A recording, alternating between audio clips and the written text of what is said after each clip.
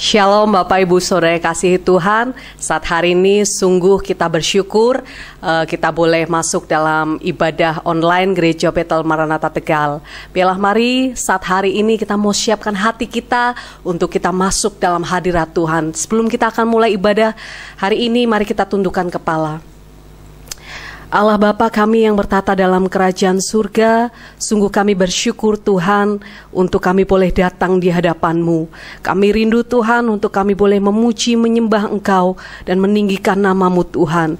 Mari Bapa, Engkau pimpin ibadah ini dari awal pertengahan sampai akhir. Biarlah segala pujian, hormat, kemuliaan kami persembahkan untuk nama-Mu Tuhan. Terpujilah nama-Mu, di dalam nama Tuhan Yesus kami berdoa dan kami bersyukur. Haleluya. Amin. Haleluya. Mari Bapak Ibu Saudara yang semua yang ada di rumah, saat hari ini kita mau siapkan hati kita. Kita mau angkat satu pujian, katakan bahwa hanya Tuhan Yesus juru selamat kita. Dia Allah yang sungguh setia dan Dia pribadi yang menolong setiap kehidupan kita. Angkat pujian ini bersama-sama. Haleluya.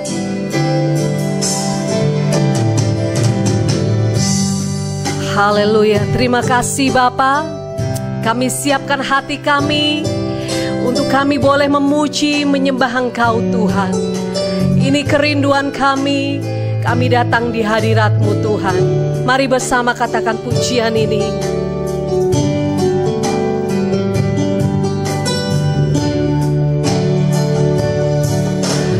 Walau ku harus berjalan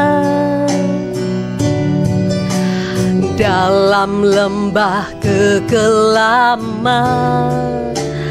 perlindungan-Mu oh Tuhan nyatalah bagi hidupku. Tiada pernah sedetik pun, tiada pernah sedetik pun sungguh mulia dan sempurna. Hanya Kau layak disembah. Yesus, Engkau juru selamatku. Dalam janji-Mu kemenanganku, selamanya kan ku nyatakan besar setiamu Tuhan di hidupku. Mari angkat bersama pujian ini, katakan walau ku harus berjalan dalam lembah kekelaman, perlindungan-Mu oh Tuhan nyatalah bagi hidupku. Tiada pernah sedetik pun, tiada pernah Kau tinggalkan. Sungguh mulia dan sempurna, hanya Kau layak disembah. Yesus, Engkau juru selamatku. Dalam janji-Mu kemenanganku, selamanya kan ku nyatakan besar setiamu Tuhan di hidupku. Sungguh hanya Engkau Yesus juru selamat kami. Yesus, Engkau juru selamatku. dalam janji-Mu kemenanganku. Selamanya kan ku nyatakan besar setiamu Tuhan di hidupku. Sungguh besar setia. Haleluya. Terima kasih Tuhan, terima kasih. Sungguh besar setiamu Tuhan. Katakan bersama, Yesus Engkau, Yesus Engkau juru selamatku. Dalam janji-Mu kemenanganku. Selamanya kan ku nyatakan besar setiamu Tuhan di hidupku. Besar setiamu Tuhan. Amin Yesus. Besar setiamu Tuhan di hidupku. Haleluya Yesus. Terima kasih Bapa. Sungguh besar setiamu Tuhan. Kami bersyukur Tuhan buat kebaikan-Mu. Kami sembah Engkau Yesus. Kami tinggikan nama-Mu. Engkau yang layak disembah. Kau yang layak terima pujian. Haleluya Yesus. Yesus. Terima kasih Bapa. Hiarala yaramas yarala Yesus. Terima kasih Tuhan. Terima kasih Bapa. Kami angkat suara kami katakan Tuhan, Yesus Engkau juru selamatku. Dalam janji-Mu kemenanganku. Selamanya kan ku nyatakan besar setiamu Tuhan. Amin. Besar setiamu Tuhan. Sekali lagi katakan besar Tuhan. Besar setiamu Tuhan di hidupku.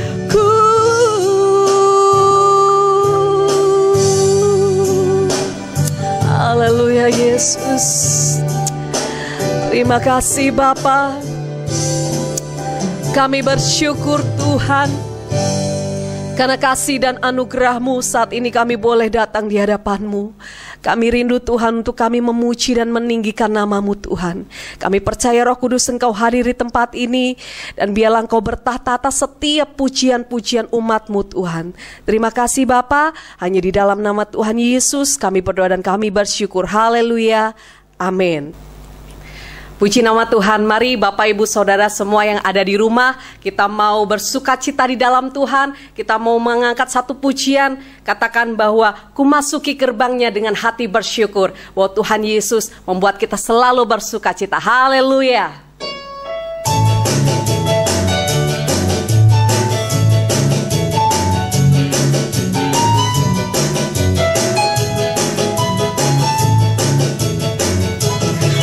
Masuki gerbangnya dengan hati bersyukur, halamannya dengan pujian. Kataku hari ini hari buat Tuhan, ku bersuka sebab Dia kirangkanku. Mari sekali lagi bersama katakan, masuki gerbangnya dengan hati bersyukur, halamannya dengan pujian. Kataku hari ini buat Tuhan. Ku bersuka sebab Dia kirangkanku. Mari Bapak Ibu bersama katakan, Dia kirangkanku, oh Dia kirangkanku. Ku bersuka sebab Dia kirangkanku, oh oh Dia kirangkanku, oh Dia kirangkanku. Ku bersuka sebab Dia kirangkanku. Haleluya. Ku masuki gerbangnya dengan hati bersyukur, halamannya dengan pujian. Kataku hari ini hari buat Tuhan. Ku bersuka sebab Dia kirangkanku. Sorakan bersama katakan, Dia kirangkanku, oh Dia kirangkanku. Ku bersuka sebab Dia kirangkanku, oh oh Dia kirangkanku, oh oh Dia kirangkanku. Ku bersuka sebab Dia kirangkanku. Mari bersama-bersama sekali lagi katakan, Dia kirangkanku, oh oh Dia kirangkanku. Ku bersuka sebab Dia kirangkanku, oh oh Dia kirangkanku, oh oh Dia kirangkanku. Ku bersuka sebab Dia kirangkanku. Bersama katakan, ku bersuka sebab Dia kirangkanku. Haleluya. Ku bersuka sebab Dia kirangkanku. Haleluya. Sungguh Allah kita, sungguh Allah yang luar biasa. Biarlah pada saat hari ini apapun persoalan kita mau tetap bersuka cita di dalam Tuhan. Haleluya. Mari kita mau angkat pujian, katakan, bangkit serukan nama Yesus. Dialah menara yang kuat dan Dia kota benteng pertahanan kita.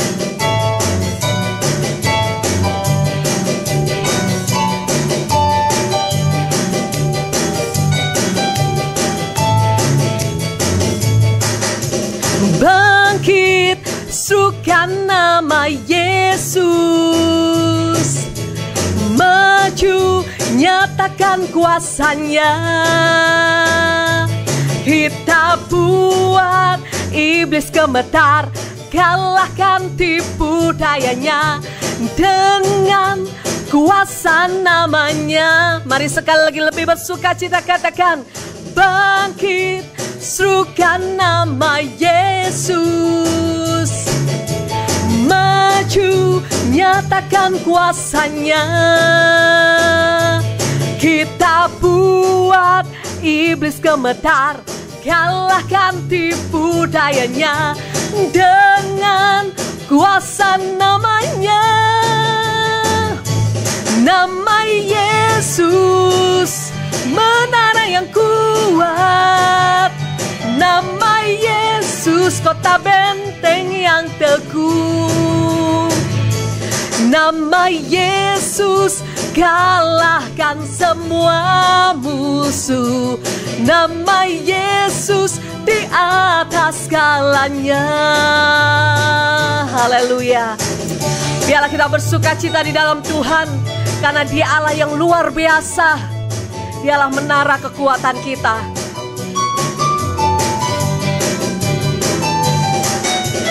Bangkit, serukan nama Yesus. Maju, nyatakan kuasanya.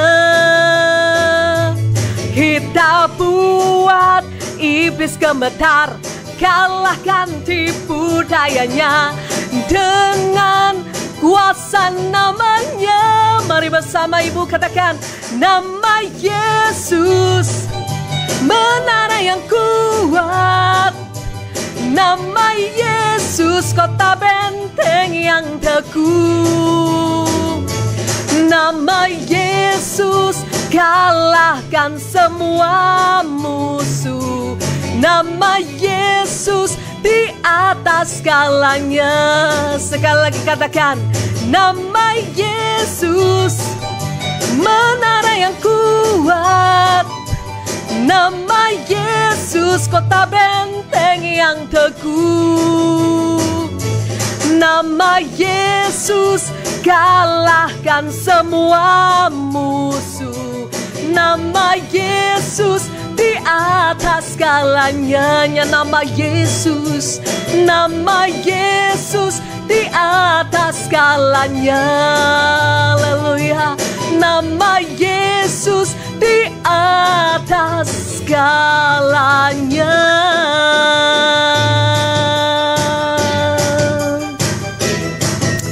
Haleluya. Hanya nama Yesus di atas segala-galanya. Bapak Ibu, saya percaya bahwa waktu ini kita mau siapkan hati kita. Kita sudah memuji dan memuliakan nama Tuhan. Tiba saatnya kita akan mendengarkan kebenaran firman Tuhan. Mari kita siapkan hati kita. Biarlah kita rindu hati kita menjadi tanah yang subur untuk ditaburi oleh kebenaran firman Tuhan. Haleluya Yesus. Terima kasih Bapa.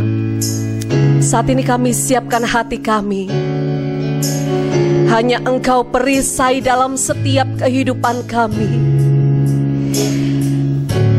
Sungguh kami bersyukur kami punya Allah seperti Engkau Tuhan. Engkau kekuatan dalam hidup kami. Apapun yang kami alami Tuhan, kami percaya Engkau selalu menolong hidup kami. Haleluya Yesus. Mari angkat pujian ini bersama-sama, katakan,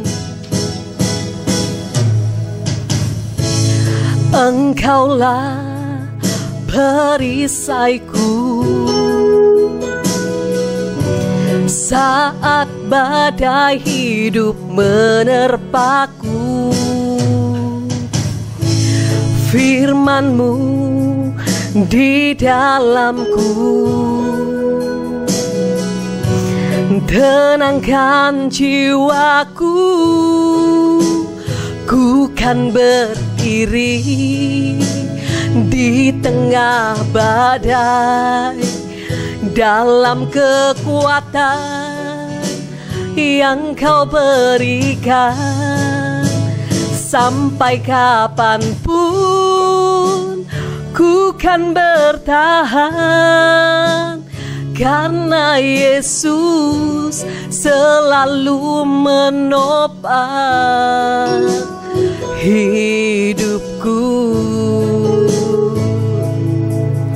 Mari angkat pujian ini dengan segenap hati, katakan, Engkaulah Tuhan, Engkaulah perisaiku saat badai hidup menerpaku. Firman-Mu di dalamku tenangkan jiwaku. Ku kan berdiri di tengah badai dalam kekuatan yang Kau berikan. Sampai kapanpun ku kan bertahan, karena Yesus selalu menopang.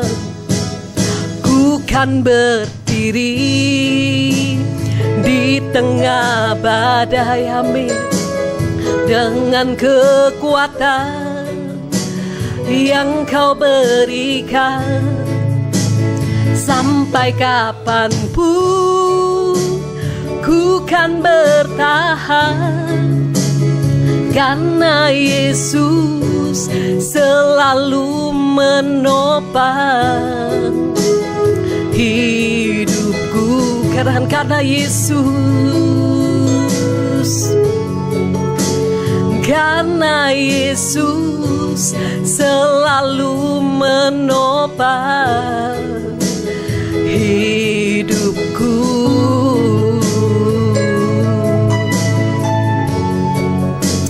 Haleluya Yesus. Kasih Bapa. Haleluya. Bapa yang baik, kami bersyukur Tuhan, buat saat hari ini kami siapkan hati kami untuk ditaburi oleh kebenaran firman-Mu. Mari Bapa, Engkau berkati hamba-Mu yang akan menyampaikan firman-Mu. Biarlah hikmat Tuhan nyatakan atas setiap firman yang disampaikan. Terpujilah nama-Mu, di dalam nama Tuhan Yesus kami berdoa. Haleluya, amin. Waktu selanjutnya saya serahkan pada hamba-Nya yang akan menyampaikan firman Tuhan. Shalom, puji Tuhan, saudara-saudara yang dikasihi oleh Tuhan. Kita bisa berjumpa kembali dalam anugerah-Nya, di mana situasi kondisi ini masih berlangsung sedemikian rupa, sehingga kita belum mengalami kebebasan yang sepenuhnya. Ada banyak hal kita masih terikat, kita terkungkung, bahkan ibadah pun kita belum bisa mengalami kebebasan. Tapi karena anugerah Tuhan, biarlah situasi ini terus membawa kita mengalami pertumbuhan iman. Situasi boleh membelenggu, tapi iman kita tetap harus bertumbuh, harus tetap semakin berkembang dewasa rohani. Dan pada saat ini saya ingin sampaikan satu tema. Kalau dilihat judulnya seolah-olah ini pelajaran dasar, tapi sesungguhnya tidak. Ini merupakan sebuah peringatan sejauh mana kita sebagai orang Kristen sudah melangkah. Jangan sampai setelah kita 10, 20, 30, 40 tahun kita menjadi orang Kristen, tapi tanda-tanda ini tidak menyertai, sehingga diragukan kekristenan kita. Apakah benar kita ini orang percaya atau bukan? Tema ini adalah tanda ciptaan baru yang sejati. Sekali lagi, temanya adalah tanda ciptaan baru yang sejati. Saudara, dalam perjalanan hidup manusia, setelah manusia jatuh dalam dosa, ada beberapa sejarah kehidupan. Yang pertama, dari keturunan Adam, dimulai dari Abraham, Ishak, Yakub, yang merupakan lahirnya umat pilihan Tuhan sebagai cikal bakal dikembalikannya umat manusia ke jalan Tuhan. Mereka, generasi itu masih generasi yang beruntung, ya. Mereka dari tahap demi tahap diproses Tuhan sedemikian rupa, yang kemudian dihantarkan dalam perjalanan sejarah itu untuk diperkenalkan kepada hadirnya pribadi Tuhan Yesus. Keturunan demi keturunan itu, ya, sampai lahirnya juru selamat itu dapat dilihat di dalam Injil Matius pasal 1 ayat 1 sampai 17. Yang kedua, ya, namun di sisi lain ada sejarah melalui keturunan Nuh, ya. Memang Nuh merupakan garis keturunan Adam, namun kita ambil dari keturunan Nuh itu, yaitu Sem, Ham, dan Yafet. Tepatnya saat Menara Babel itu didirikan, ya, oleh keturunan-keturunan Nuh ini, maka itu membuat Tuhan menjadi marah. Ya. Akhirnya, oleh karena Tuhan mengambil tindakan, yaitu diserahkanlah seluruh manusia ke seluruh bumi. Manusia tercerai-berai memenuhi bumi, dan itu membuat berbeda suku, berbeda bangsa, berbeda bahasa, dan berbeda budaya. Itu ada dalam Kejadian pasal 11 ayat 1 sampai 9. Yang ketiga, dari yang kedua tadi, dari sinilah, ya, Kejadian 11 ayat 1 sampai 9 itu, maka akibat dosa manusia jauh dari Tuhan dan tidak mengenal Tuhan yang sebenarnya, ya. Jadi akibat dari manusia diserahkan Tuhan ke seluruh bumi, akhirnya mengalami begitu banyak perbedaan, ya, berbeda suku, bangsa, bahasa, budaya, itu berbeda semuanya.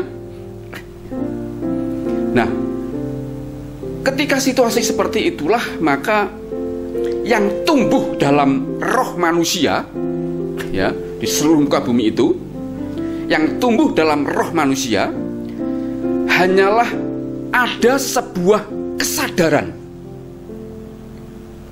bahwa di sekeliling mereka ada kekuatan lain, ada kekuatan yang lebih besar, namun mereka tetap tidak mampu mengenal Tuhan yang sejati.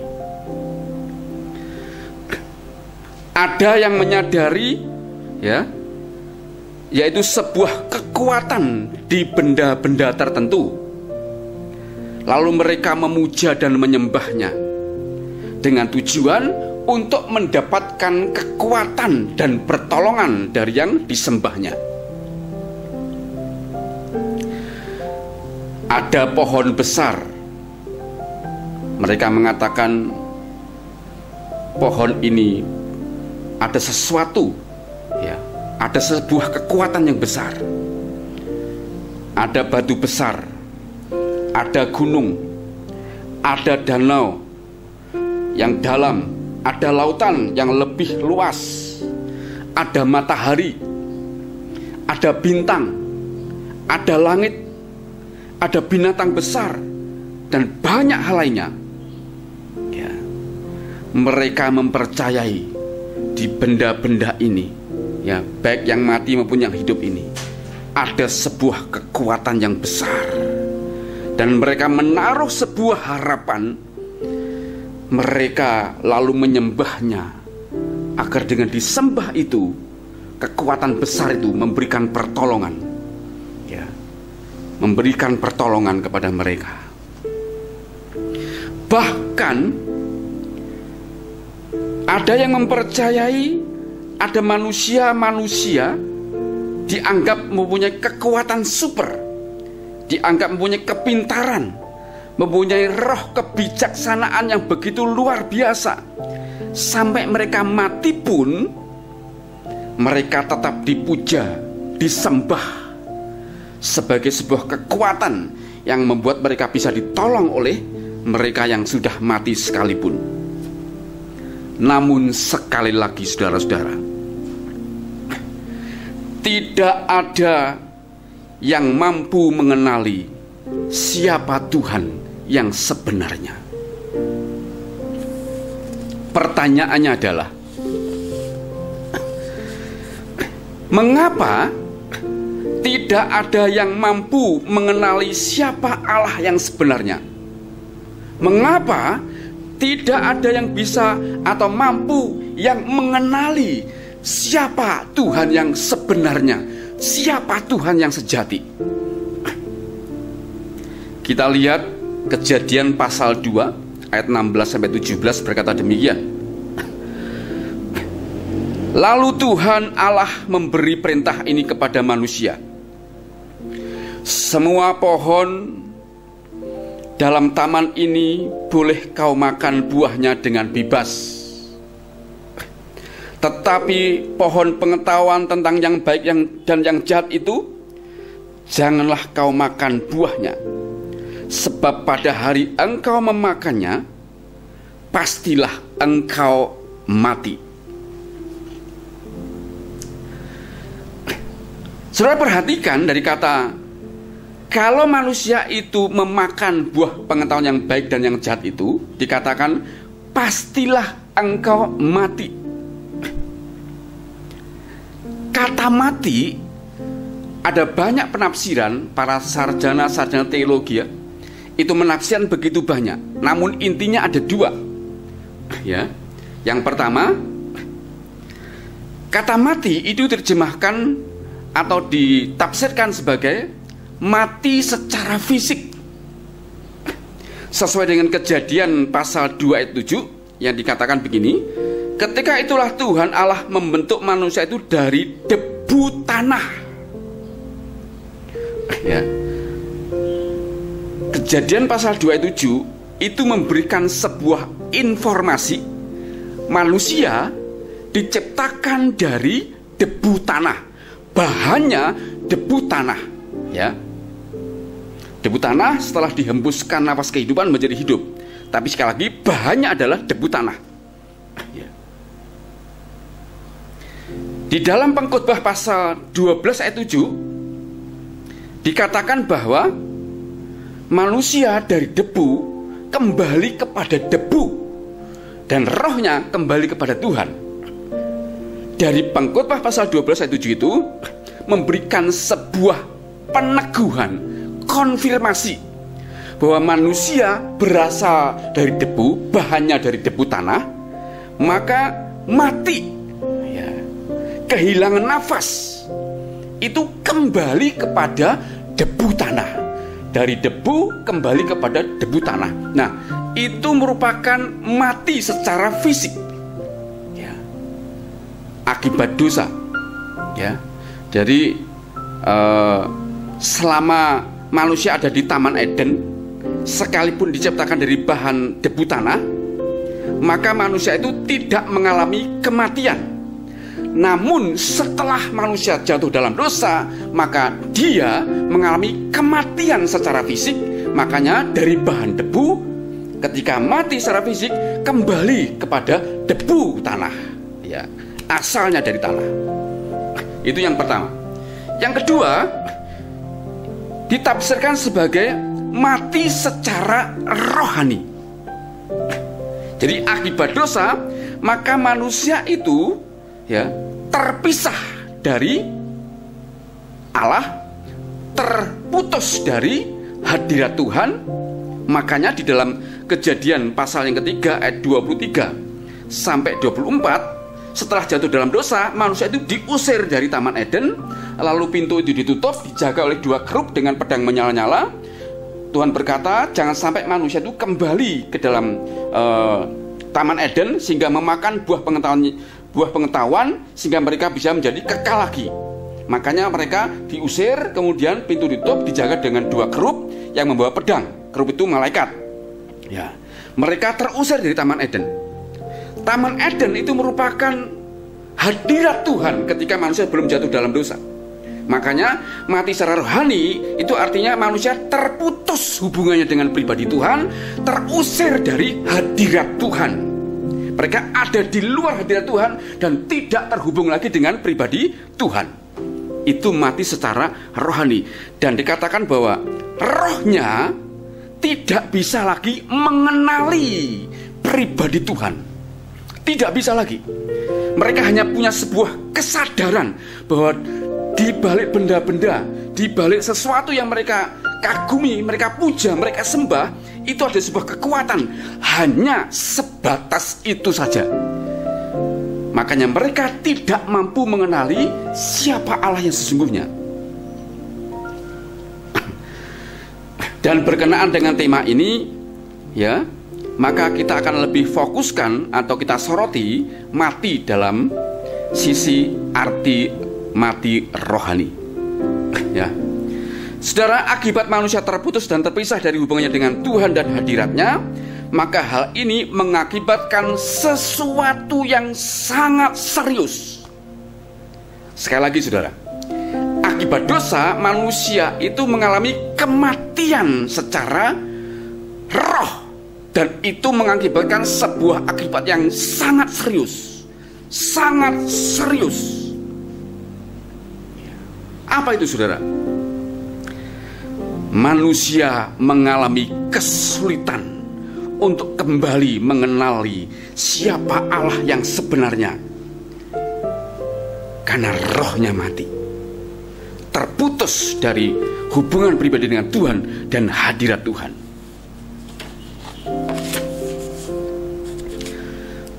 Jawaban satu-satunya yang bisa membuat manusia kembali mampu menyadari dan mengenali siapa Tuhan yang sebenarnya, itu hanyalah lewat roh Tuhan. Sekali lagi, jawaban satu-satunya yang bisa membuat manusia itu kembali mampu menyadari dan mengenali siapa Allah yang sebenarnya, itu hanya lewat Roh Tuhan. Ya. Di dalam Perjanjian Lama, PL, setiap manusia yang terhubung kembali dengan Tuhan, karena Tuhan punya rencana, Tuhan punya kehendak, ya, baik itu kepada nabi, baik itu kepada raja atau kepada orang biasa yang dipakai Tuhan, selalu ada unsur Roh Allah hadir, Roh Allah hinggap, Roh Allah mengurapi, selalu. Itu yang membuat manusia itu kembali punya kesanggupan menyadari ada sebuah sosok pribadi, ya, yang hidup, yang nyata, yang sejati, yaitu Tuhan. Itu lewat Roh Tuhan. Tidak ada orang yang mampu mengenali siapa Tuhan sebenarnya tanpa Roh Tuhan. Tidak ada. Ya. Sedangkan di Perjanjian Baru atau PB, dalam konteks kehadiran Yesus sebagai Tuhan, maka Roh Tuhan atau di PB disebut dengan Roh Kudus, lewat Roh Kudus saja bersifat absolut pengenalan kepada Tuhan. Artinya hanya lewat Roh Kudus saja setiap orang dapat mengaku, mengenali Yesus adalah Tuhan. Saya akan bacakan dalam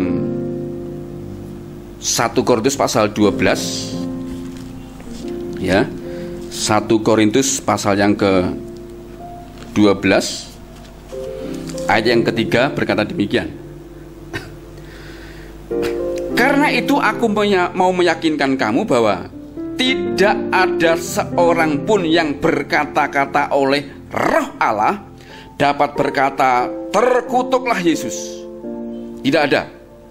Dan tidak ada seorang pun yang dapat mengaku, ya, Yesus adalah Tuhan selain oleh Roh Kudus. Perhatikan saudara, ya. Ini sebuah statement, pernyataan, ya, kunci bahwa tidak ada orang, ya, yang bisa mengaku Yesus adalah Tuhan tanpa lewat Roh Tuhan atau Roh Kudus. Tidak ada. Mungkin kita bertanya, Pak, berarti orang-orang di luar itu yang tidak mengaku Yesus adalah Tuhan, mereka tidak mau menerima Roh Kudus. Persoalannya bukan situ. Persoalannya adalah ketika berita Injil diberitakan kepada mereka, mereka menolak, maka tentu saja mereka tidak menerima Roh Kudus. Tapi kalau mereka menerima Roh Kudus, tentu saja akan bekerja. Nah, perhatikan saudara selanjutnya. Namun tahap orang untuk bisa berkata dan mengaku Yesus adalah Tuhan jelas melalui sebuah tanggapan iman atau imannya orang itu ketika mendengar Injil. Jadi ketika Injil diberitakan, orang itu mendengar, lalu buka hati, lalu menerima. Maka ketika dia menerima, itu namanya tanggapan iman, ya. Makanya saya akan bacakan di dalam Efesus pasal yang ke-2. Ini perhatikan, Efesus pasal ke-2 ayat yang ke-8 berkata demikian, ya. Sebab karena kasih karunia kamu diselamatkan oleh iman. Jadi keselamatan itu anugerah gratis dari Tuhan. Namun harus ada tanggapan, respon dari manusia. Apa responnya? Iman, ya. Artinya bagian manusia adalah percaya, ya. Itu bukan hasil usahamu tetapi pemberian Allah. Artinya keselamatan itu bukan hasil pekerjaanmu. Jangan ada orang yang memegahkan diri. Karena kita ini buatan Allah, diciptakan dalam Kristus Yesus, ya. Lihat saudara. Jadi ini ada sebuah tahapan dari sini. Tahapannya apa? Coba perhatikan, ya, atau kronologis urutannya, ya, dari Efesus pasal 2 sampai 8 10 ini. Efesus 2 ayat 8 sampai 10. Tahap pertama begini, ya. Ketika Injil diberitakan, ya, tentang keselamatan Injil Yesus Kristus, ketika orang itu menanggapi, meresponi dengan iman, artinya percaya, ya, maka itu langkah awalnya. Jadi tanggapan iman dari berita Injil itu nomor satu. Yang kedua, tahapannya adalah setelah imannya menanggapi, artinya dia percaya dengan berita Injil itu. Yang kedua adalah terjadi lahir baru. Percaya kepada Yesus, ya, itu merupakan respon iman, tanggapan iman. Setelah percaya kepada Yesus, maka tahap kedua adalah lahir baru. Ya. 2 Korintus pasal 5 ayat ke-17 berkata demikian. Ini perhatikan. 2 Korintus pasal yang ke-5 ayat 17 berkata, jadi siapa yang ada di dalam Kristus, ia adalah ciptaan baru. Saya ulangi, ini penting saudara. Jadi siapa yang ada di dalam Kristus, ia adalah ciptaan baru. Yang lama sudah berlalu, sesungguhnya yang baru sudah datang. Ya. Pertanyaannya, apa yang baru? Ya. Jadi siapa yang ada dalam Kristus adalah ciptaan baru. Pertanyaannya, apa yang baru? Ini manusia sudah jatuh dalam dosa, ya, sudah terbuang dari hadirat Allah. Begitu diciptakan ulang setelah percaya kepada Yesus, menjadi ciptaan baru. Apa yang baru? Saudara, waktu orang percaya kepada Yesus Kristus, ya, imannya menanggapi, yang terjadi, ya, ketika lahir baru atau diciptakan ulang itu adalah tubuhnya tetap tubuh biasa. Tubuh daging ini, di dalam tubuh daging ini ada namanya sinful nature, ada tabiat dosa, ada benih dosa, ya, ini tetap. Kemudian jiwanya juga tetap tidak mengalami pembaruan atau mengalami ciptaan baru. Cuma dalam proses berikutnya, namanya jiwa ini akan diperbarui, yaitu melalui pikirannya, ya, itu mengalami pembaruan hari lepas hari. Cuman ini proses, namanya pembaruan itu proses terus menerus. Nah, satu-satunya yang merupakan ciptaan baru yang dikatakan baru adalah rohnya. Ini perhatikan saudara, ini penting saudara. Rohnya baru. Kenapa rohnya yang baru? Karena roh yang lama itu, ya, dikatakan sudah berlalu, itu merupakan roh yang mati, yang tidak sanggup mengenali siapa Allah yang sesungguhnya. Itu roh yang mati. Roh yang hanya punya kesadaran bahwa di dunia ini ada sebuah kekuatan, namun tidak bisa mengenali siapa Tuhan sebenarnya. Nah, roh yang mati ini diciptakan ulang oleh Tuhan menjadi roh yang baru, di mana roh yang baru ini, ya, roh inilah yang oleh karena Roh Kudus, roh ini sekarang punya sebuah kesadaran yang baru, yaitu mampu mengenali adanya Tuhan yang sebenarnya. Ini luar biasa. Ini hanya terjadi kepada saudara dan saya sebagai orang Kristen. Ini anugerah yang besar, tidak dimiliki oleh orang-orang di luar sana. Maka bersyukurlah kalau saudara hari ini diteguhkan kembali. Saudara dan saya adalah orang yang sudah mendapat anugerah roh baru, dapat mengenali siapa Tuhan yang sesungguhnya, Yesus Kristus. Haleluya.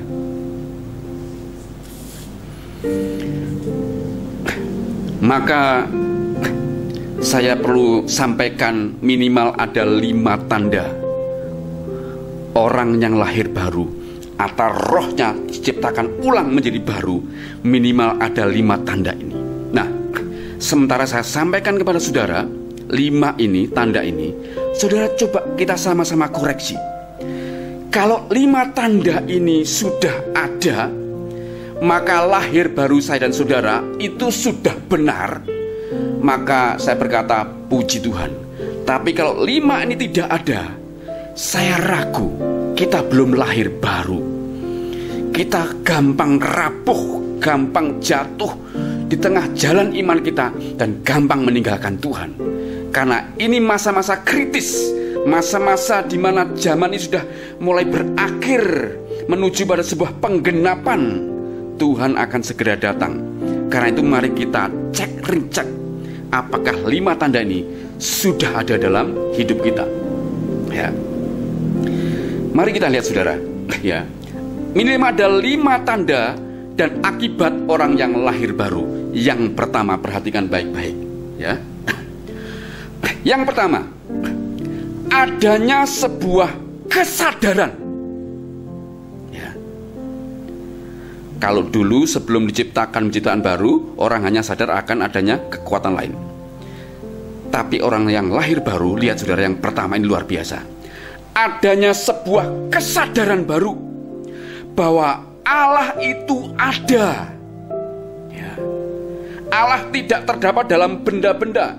Allah tidak terdapat dalam gunung, dalam batu, dalam patung, dalam pohon besar, dalam matahari, di bintang, di bulan, di laut, di danau, di benda tertentu, di orang-orang tertentu, orang sakti, orang bijaksana. Enggak ada di situ Allah. Orang yang lahir baru itu memiliki sebuah kesadaran yang murni, yang sejati, yaitu adanya kesadaran Allah yang sebenarnya itu sungguh-sungguh ada. Kita baca, ya, Ibrani pasal yang ke-11. Ini perhatikan, kalau orang berbalik kepada Tuhan, ya bertobat, maka yang terjadi ini. Perhatikan saudara. Ibrani 11 ayat 6. Tetapi tanpa iman tidak mungkin orang berkenan kepada Allah. Ya. Sebab barang siapa berpaling kepada Allah, ya, itu artinya barang siapa yang dulu orang berdosa kemudian berbalik arah lalu mempercayai Tuhan, itu arti kata berpaling kepada Tuhan, ya. Ini perhatikan saudara. Sebab barang siapa berpaling kepada Allah, ia harus percaya bahwa Allah ada, ya. Bahwa Allah memberi upah kepada orang yang sungguh-sungguh mencari Dia. Perhatikan, ia harus percaya bahwa Allah ada.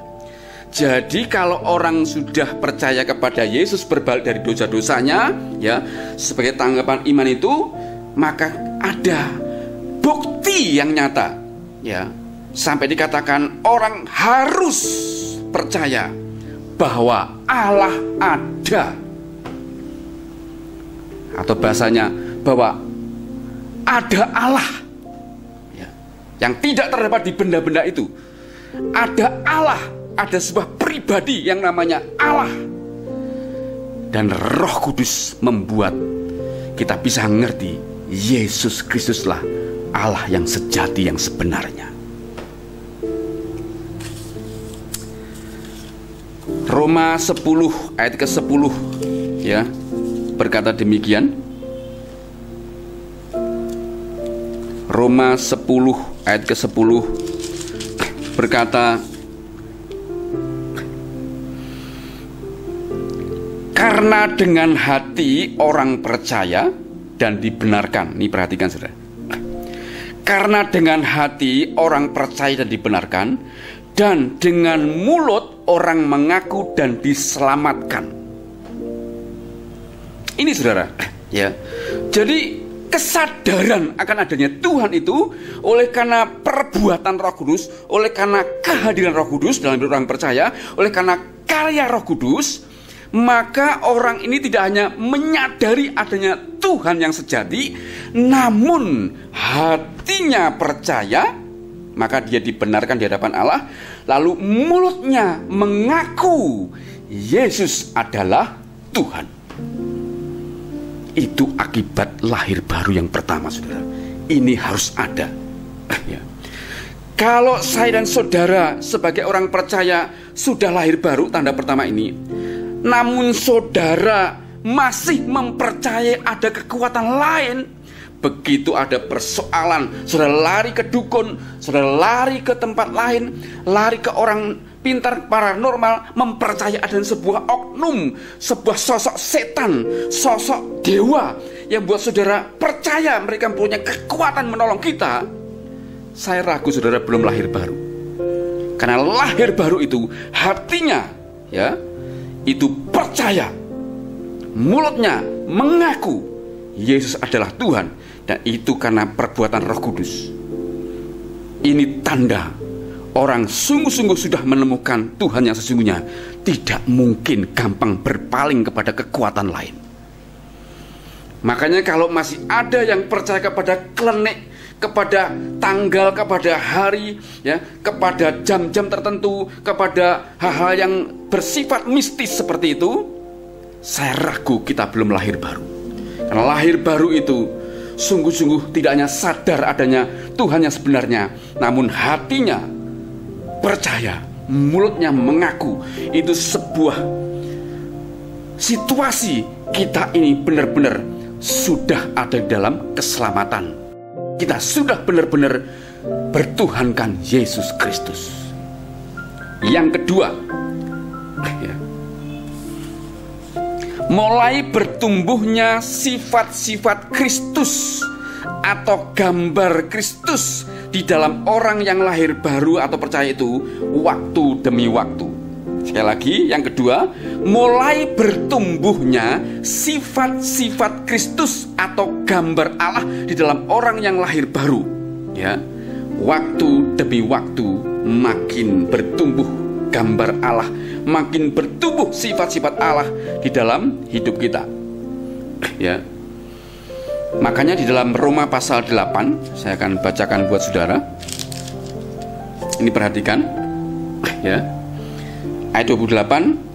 Kita tahu sekarang bahwa Allah turut bekerjasama dalam segala sesuatu untuk mendatangkan kebaikan bagi mereka yang mengasihi Dia, yaitu bagi mereka yang terpanggil sesuai dengan rencana Allah. Ayat 29. Sebab semua orang yang dipilihnya dari semula, mereka juga ditentukannya dari semula untuk menjadi serupa, segambar dengan gambaran anaknya, yaitu Yesus Kristus, supaya Yesus anaknya itu, ya, menjadi yang sulung di antara banyak saudara. Artinya Yesus menjadi patron, menjadi contoh, menjadi acuan, ya, bahwa orang percaya itu dibimbing Roh Kudus hari lepas hari diproses.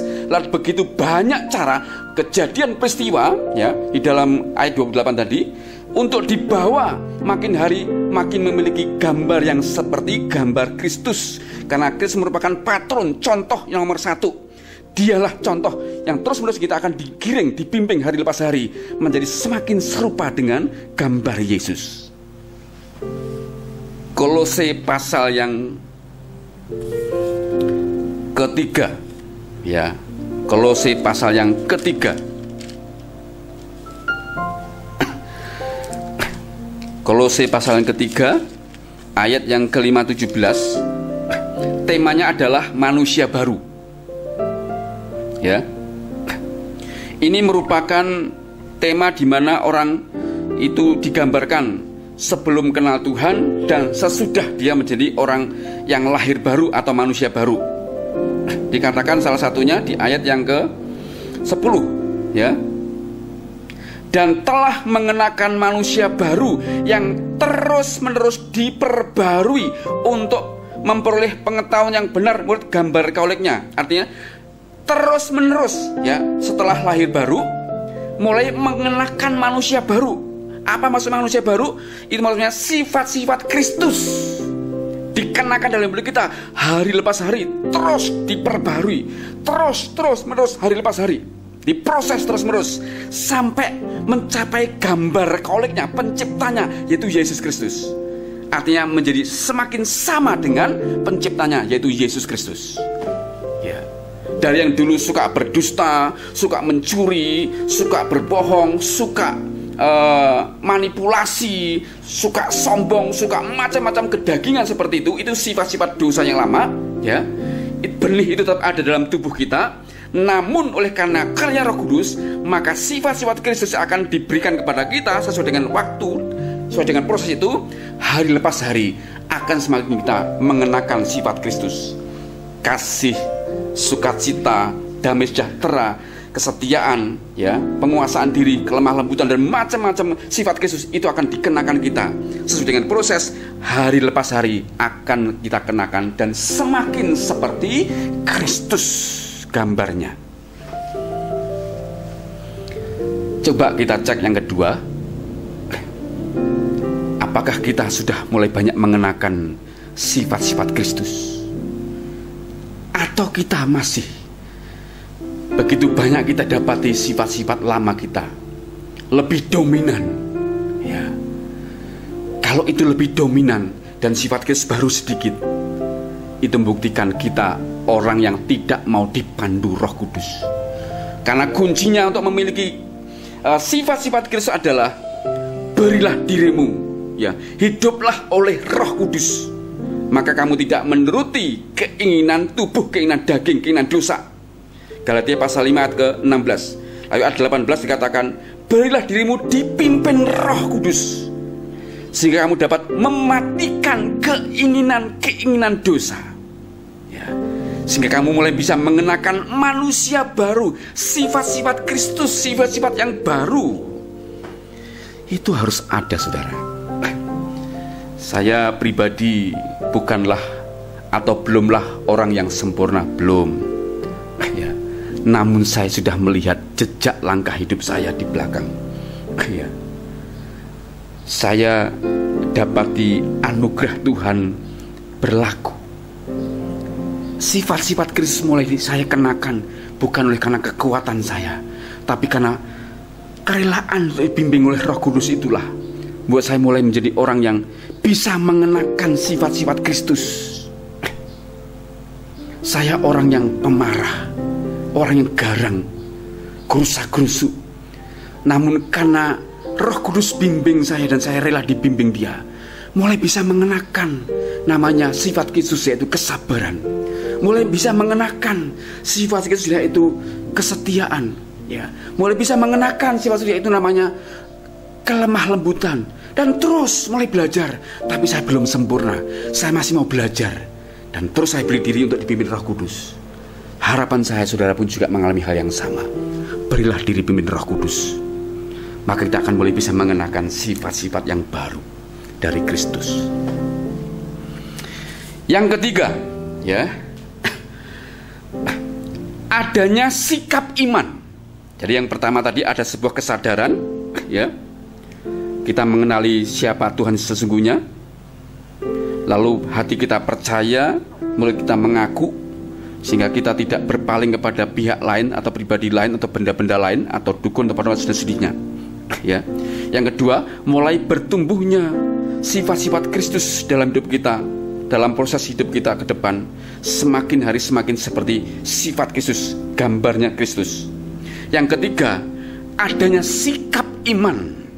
Apa itu sikap iman yang ketiga ini? Tetap percaya kepada Yesus sekalipun tidak melihat Yesus dengan kasat mata dan langsung.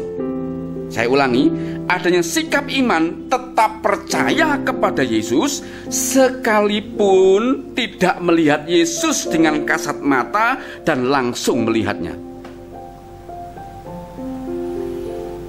Yohanes pasal 20 ayat 29, ya.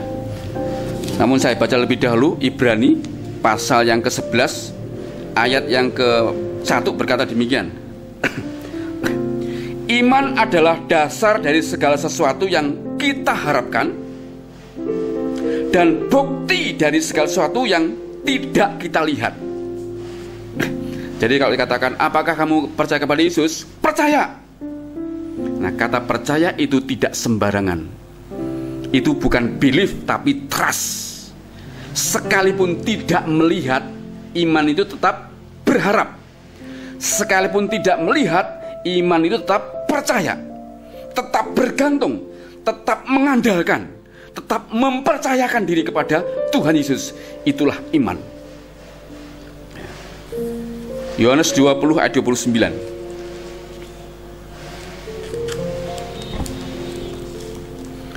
Dikatakan begini, ayat yang ke-29. Kata Yesus kepadanya, ya, Ini tentu saja kepada Thomas. Karena engkau telah melihat aku, maka engkau percaya. Ini perhatikan kata-kata Yesus yang luar biasa ini. Ini teguran buat kita semua. Berbahagialah mereka yang tidak melihat namun percaya. Berbahagialah orang yang tidak melihat Yesus namun percaya. Satu lagi ayat yang meneguhkan kita. Ini ayat yang luar biasa. Kalau bisa dicatat, 1 Petrus pasal 1 ayat 8. Ya. Ini kata-kata Petrus kepada jemaat, ya. 1 Petrus pasal 1 ayat 8. Ini perhatikan, ini luar biasa, Saudara. Sekalipun kamu belum pernah melihat Dia, Yesus, namun kamu mengasihinya. Oh, ini luar biasa. Ini jemaat dinasihati oleh Petrus. Mereka ini belum, ya, melihat Yesus atau tidak melihat Yesus. Dikatakan, namun kamu mengasihinya. Ini aneh. Belum pernah ketemu dengan seseorang tapi sudah berkata, aku mengasihinya. Ini aneh. Ini namanya iman, ya. Lalu dikatakan, kamu percaya kepada Dia, Yesus, sekalipun kamu sekarang tidak melihatnya. Kamu bergembira karena sukacita yang mulia dan yang tidak terkatakan. Jadi kalau orang percaya kepada Yesus, saudara, ya, lahir baru, itu pasti mengatakan gini, Pak, kok rasanya ada damai ya? Dulu nggak gini loh. Tapi begitu saya percaya kepada Yesus, ada sebuah damai yang begitu luar biasa. Ada sebuah sukacita yang begitu besar. Sampai saya susah ngomongnya, Pak. Itu apa, Pak? Itu pengaruh dari orang percaya kepada Yesus, ya. Bahkan saking sukacitanya, saking bergembiranya, damainya luar biasa. Mereka ini tidak melihat, belum melihat, tapi mereka itu begitu mengasihi Yesus. Wow, ini luar biasa, saudara. Mari kita bersaksi bersama-sama. Adakah di antara saudara yang sekarang ini mengikuti ibadah ini, mendengar berita ini, saudara sudah bertemu dengan Yesus langsung, mata dengan mata? Kalau ada, saya berkata, itu anugerah, bersyukurlah, ya. Kalau saya tanya, sudah bertemu dengan fisik? Belum. Sudah melihat secara fisik dengan wajah Tuhan atau pribadi Tuhan? Belum, ya. Saya hanya bisa merasakan hadiratnya. Tapi sampai hari ini saya belum bertemu muka dengan muka. Pertanyaannya, kenapa saya mengasihi Dia? Kenapa saudara mengasihi Dia? Kenapa kita begitu percaya dengan Dia? Ya. Itulah iman. Itulah sikap iman kita. Itulah mental percaya kita. Tetap percaya sekalipun kita tidak melihat, sekalipun kita belum bertemu fisik dengan Dia. Itulah anugerah yang bisa kita rasakan.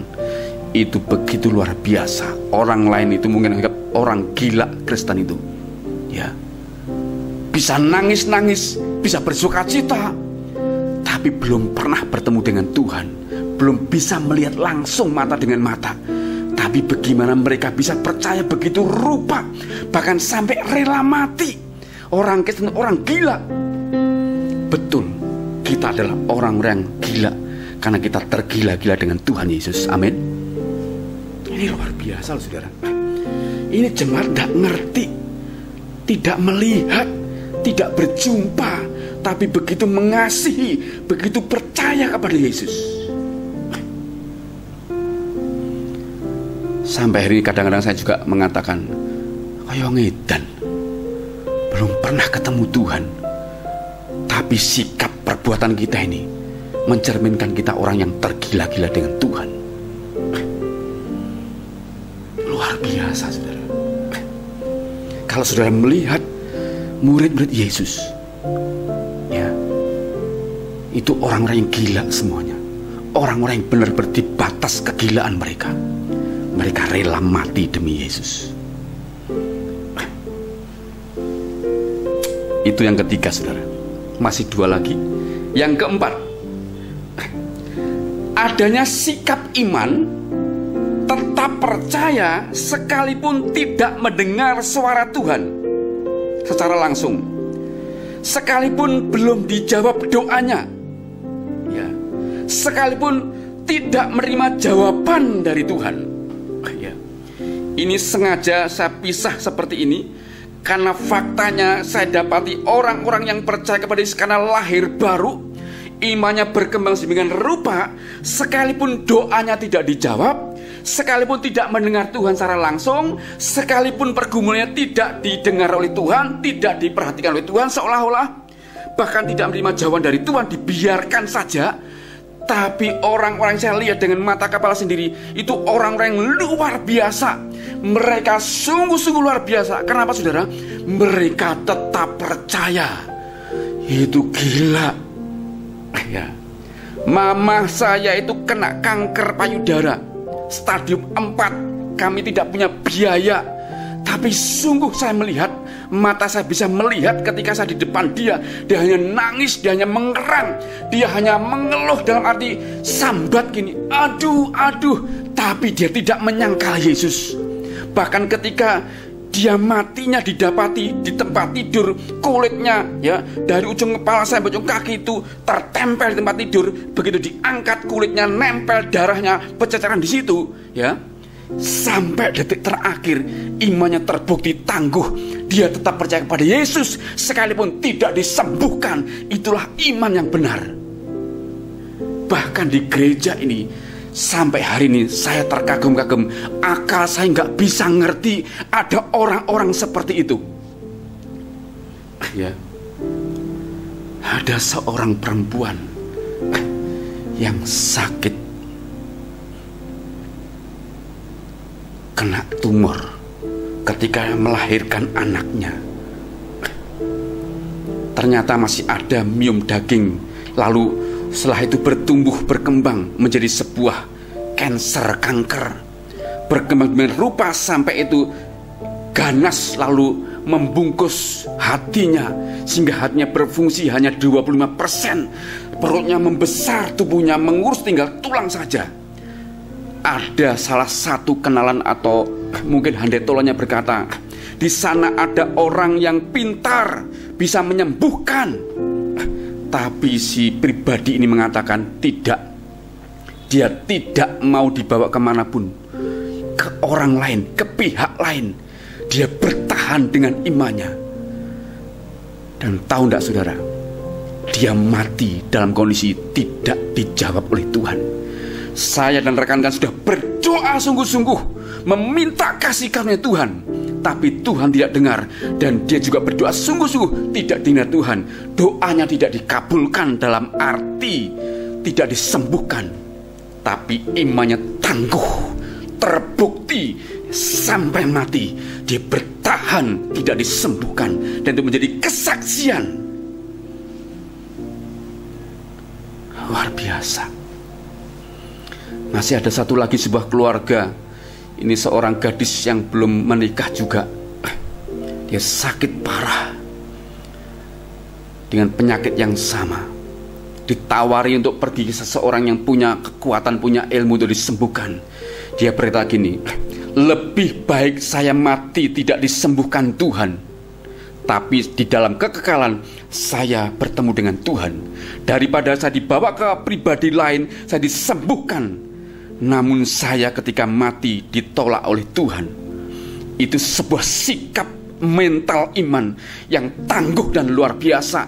Sampai doanya tidak dikabulkan, dia belum menikah, ya, dia sakit parah, dia mati, dia rela di jalan Tuhan. Itulah sikap iman, itulah tanda lahir baru yang luar biasa. Imannya tangguh. Wow. Kristen kita harus sampai ke tahap ini, saudara. Kristen kita harus sampai ke tahap ini. Ini tanda lahir baru. Rohnya tidak hanya mengenali siapa Kristus, namun rohnya mau dibimbing oleh Roh Kudus sehingga mengenali siapa Yesus, dan juga menerima firman Tuhan dengan rendah hati, sehingga ketika dia memberi diri hidup dan dipimpin Roh Kudus, dia tidak hanya dibimbing, diperkenalkan kepada pribadi Yesus Kristus, namun juga dibimbing oleh karena Roh Kudus membimbing lewat firman Tuhan. Imannya menjadi tangguh.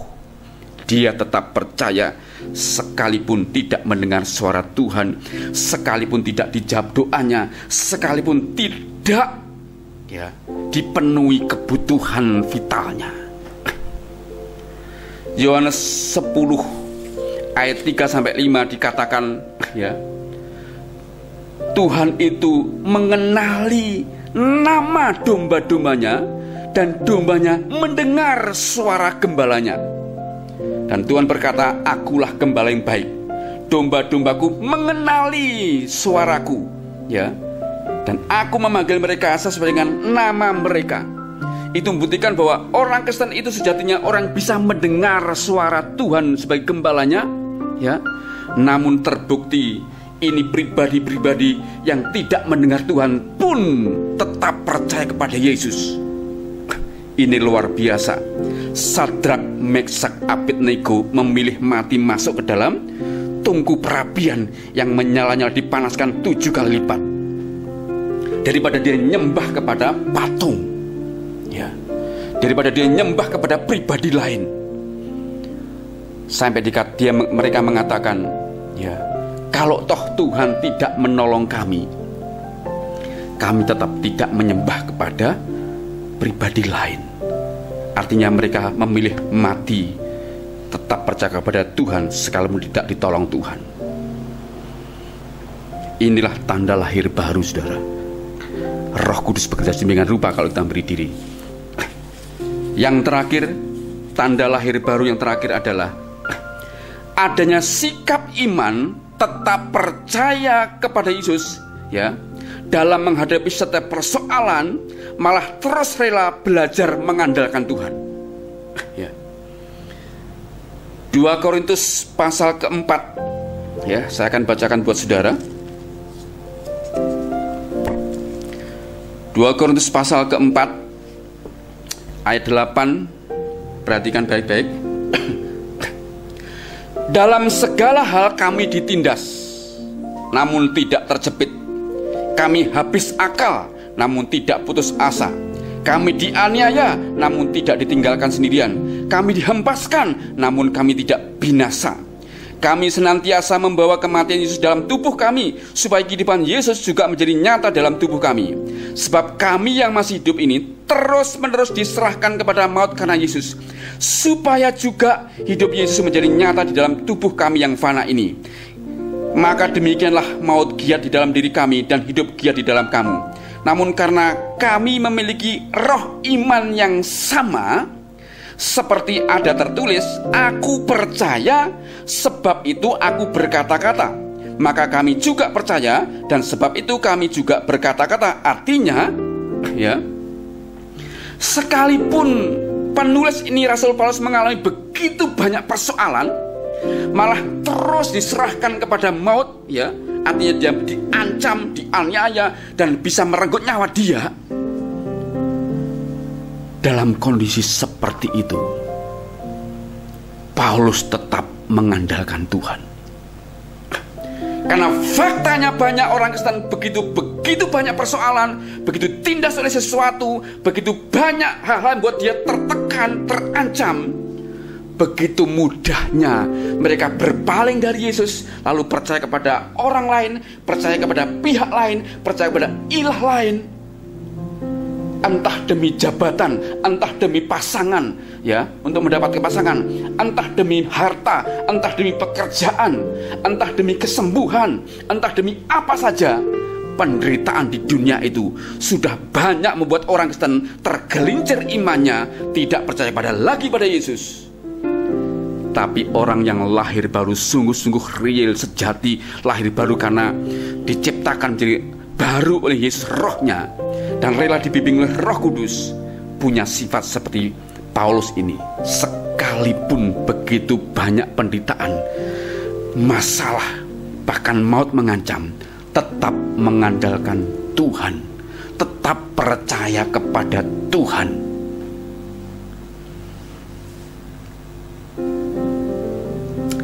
Ayat 16-18 berkata, sebab itu kami tidak tawar hati, ya. Tetapi meskipun manusia lahiriah kami semakin merosot, namun manusia batiniah kami dibaharui dari sehari ke sehari.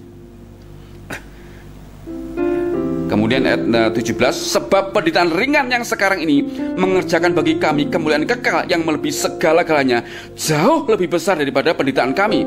Sebab kami tidak memperhatikan kelihatan, melainkan yang tak kelihatan, ya. Sebab kami tidak memperhatikan yang kelihatan, melainkan yang tak kelihatan, termasuk tidak melihat Yesus dan surga dan segala sesuatu yang bersifat surgawi. Karena yang kelihatan adalah sementara, sedangkan yang tak kelihatan adalah kekal. Yang kelima ini, ya, adanya sikap iman tetap percaya sekalipun begitu banyak penderitaan, aniaya, kesusahan, ya, banyak hal yang membuat kita tawar hati dan meninggalkan Tuhan, namun tetap percaya kepada Tuhan, tetap mengandalkan Tuhan sekalipun tidak melihat Tuhan, ya. Bahkan dikatakan menganggap penderitaan yang di dunia ini adalah penderitaan ringan. Kenapa ringan? Karena membandingkan bahwa apapun, seberat apapun di dunia ini kita terima, kita rasakan, kita tanggung, seberat apapun, bila dibandingkan dengan kemuliaan kekal, ya, di dunia hanya 70 tahun atau 80 tahun, sedangkan di dalam kemuliaan kekal nanti itu selama-lamanya, maka disinilah Paulus bisa berkata penderitaan di dunia itu ringan bila dibandingkan dengan kemuliaan yang akan kita terima selama-lamanya nanti. Orang yang lahir baru, tanda yang kelima adalah hidupnya tetap percaya, fokus kepada kekekalan. Sekalipun selama di dunia begitu banyak digocok oleh banyak persoalan, aniaya, tekanan, kekurangan uang, kesulitan hidup, pekerjaan, begitu banyak buat kita harusnya tawar hati. Namun kita bisa seperti Paulus, tidak tawar hati. Bahkan tubuhnya semakin merosot, semakin tua Paulus, bahkan matanya semakin kabur dan akhirnya buta. Paulus tetap memilih tidak tawar hati, karena manusia batin dia terus semakin didewasakan dan fokus melihat kemuliaan yang Yesus akan berikan kalau sampai pada garis finish nanti. Wow. Itulah 5 tanda orang lahir baru yang sejati. Jadi saudara perhatikan apa yang sudah saya jelaskan di depan, ya. Orang yang belum mengenal Tuhan seperti saya, itu rohnya mati, tidak mampu mengenali Allah yang sebenarnya di dalam Yesus Kristus, tidak mampu. Tapi begitu kita percaya kepada Yesus sebagai tanggapan iman terhadap Injil, maka roh kita diciptakan menjadi baru, cipta ulang menjadi baru, benar-benar baru. Sehingga roh baru inilah mengenali pribadi Tuhan yang sejati sebenarnya dalam Yesus Kristus. Dan itu akan terus diteruskan oleh Roh Kudus dalam karya-karyanya. Yang saya sebutkan tadi itu ada 5 tanda orang lahir baru. Itu harus ada. Jadi intinya, kalau memang benar-benar lahir baru, rohnya baru, itu harusnya memiliki 5 tanda ini. Kalau itu tidak ada, saya ragu kita belum lahir baru. Ini waktunya saudara dan saya buka hati, terima Yesus sebagai Tuhan Juru Selamat, lalu memberikan diri untuk hidup dan dipimpin Roh Kudus, sehingga kita memasuki tahap-tahap berikutnya untuk menerima tanda lahir baru ini. Kesadaran adanya Tuhan yang sejati, bertumbuhnya sifat-sifat Kristus dalam hidup kita, adanya iman atau mental iman, tetap percaya walaupun tidak melihat Yesus langsung. Adanya iman, tetap percaya, ya, kepada Yesus sekalipun doa-doanya tidak dijawab, sekalipun pergumulan tidak dijawab. Adanya iman, tetap percaya, ya, sekalipun banyak penderitaan, tetapi tetap mengandalkan Tuhan. Itulah tanda yang sejati dari lahir baru. Kiranya saudara semua yang mendengarkan pada hari ini diberkati Tuhan, dikembalikan kepada hal ini yang sejati dan murni, sehingga kita semuanya menjadi pribadi yang sungguh-sungguh bisa menerima kemuliaan ketika kita kembali ke tangan Tuhan. Entah ke depan berapa tahun lagi, itu tidak penting. Yang penting adalah hari ini kita harus memiliki tanda-tanda lahir baru ini. Tuhan berkati saudara semuanya. Tuhan dimuliakan. Amin untuk firman Tuhan. Mari kita berdoa.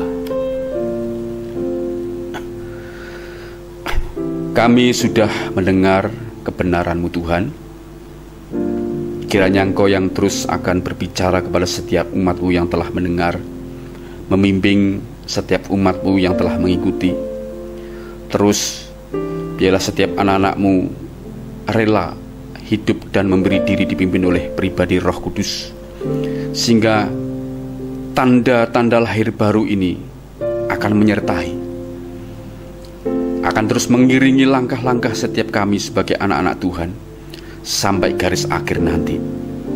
Kami percaya apapun yang kami sedang alami hari ini, penderitaan seberat apapun hari ini, firman berkata itu adalah yang ringan, yang hanya bertahan sampai 70-80 tahun saja. Itu ringan penderitaannya. Karena itu kami harus lebih banyak melihat kemuliaan yang akan Tuhan berikan nanti ketika kami berjumpa dengan pribadi-Mu Tuhan Yesus seutuhnya dalam kekekalan. Didik kami sedemikian rupa Tuhan hari-hari ini, agar di masa pandemi ini kami tidak menjauh dari Tuhan, tapi justru ini merupakan kesempatan bagi kami mendekat kepada pribadi Tuhan dan firman Tuhan. Terima kasih, kami terima anugerah-Mu dengan hati mengucap syukur di dalam dan demi nama Tuhan Yesus Kristus. Haleluya. Amin. Puji Tuhan, saudara, kiranya oleh anugerah Tuhan saya dan saudara terus diberkati, terus sehat, terus baik-baik saja, dilindungi Tuhan kemanapun kita pergi, dijauhkan dari penularan COVID-19, dan selalu kita punya kesempatan untuk berbakti memuliakan Tuhan, tidak hanya dalam gedung gereja, namun di rumah, di mana saja kita bisa memuliakan Tuhan. Sampai ketemu minggu depan, Tuhan berkati dan shalom.